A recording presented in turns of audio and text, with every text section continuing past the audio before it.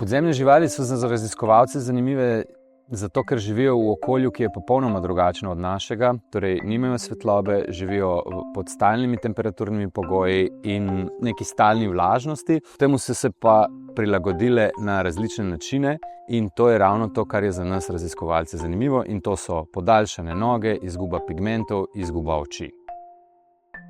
Jaz sem Tejo Delič in tisto, kar me zanima, je podzemni svet, ki je totalno drugačen od sveta, ki ga poznamo, in seveda živali, ki živijo v njem. Prva zanimivost, recimo, verjetno večina od teh živali sploh nima receptorjev za svetlobo in tudi, recimo, če pogledamo to kozico, zdaj je izpostavljala zelo močni svetlobi, ampak ne bo reagirala. Najbolj nepričakovano odkritje pri raziskovanju podzemnih živali zame je bilo v bistvu to, da živimo v neke vrste podzemni Amazonki, kajti območje dinarskega krasa, kateremu pripada tudi Slovenija, je najbolj bogato območje, kar se tiče jamskega živalstva na svetu. Ja, tukaj imamo en del suhe zbirke, se pravi preparirane zbirke hroščev, v kateri imamo 3 različne skupine hroščev, ki poseljujejo podzemlje, tako slovenskega kot dinarskega krasa. In v bistvu že tukaj lahko vidite, recimo, kakšne so raznolikosti med temi živalmi, kaj v bistvu raziskovalce lahko privleče k raziskovanju problematike teh živali, kajti te živali so popolnoma različnih velikosti, od milimetrskih velikosti pa vse tja do centimetrskih, centimeter pa pol velikih živali.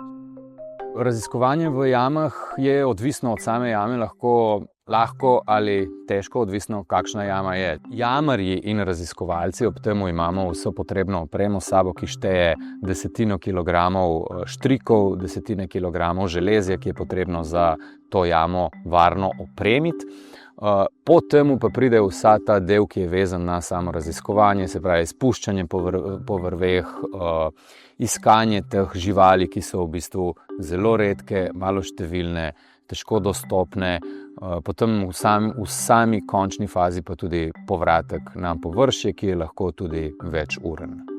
Ja, največji izziv ob samem raziskovanju jam in jamskega živalstva je to, ali bomo sploh določene živali našli. Ker ni zagotovila za to, tako da precejkrat te akcije končajo tudi neuspešno.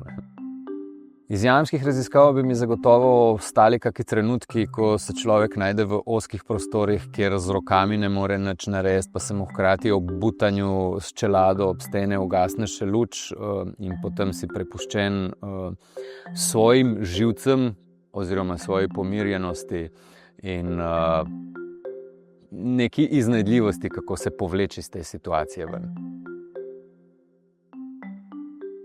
Nahajamo se v speleokomori. Speleokomora je neka umetna jama, ki je izolirana od svojega okolja in v njej v bistvu držimo živali, ki so predmet raziskav v okolju, ki je zelo podobno jamskemu okolju, kar sicer pomeni, da jih držimo na stalni temperaturi in v odsotnosti svetlobe oziroma v temi.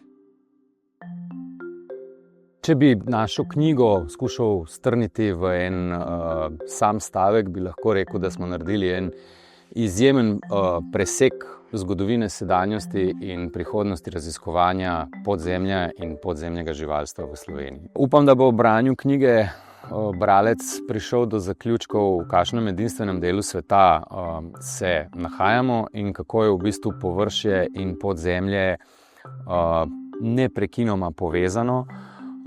Ter tudi to, v bistvu, da moramo to podzemlje, ki ga imamo, varovati tudi iz nekih kulturoloških in zgodovinskih, ne samo bioloških aspektov.